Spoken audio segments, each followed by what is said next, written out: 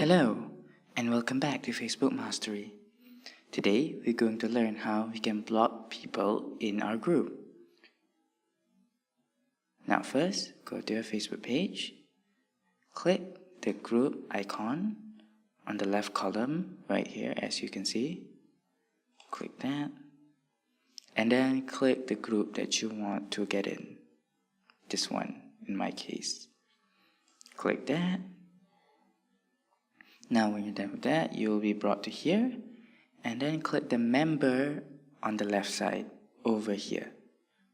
Click that, and then it will bring you here.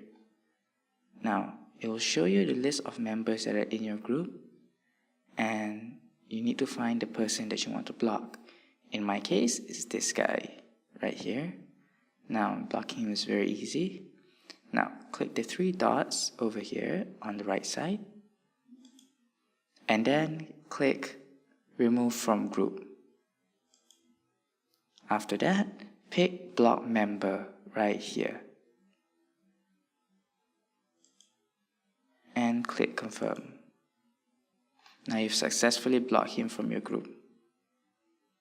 If you find this video useful, please like it and subscribe. Thank you for watching.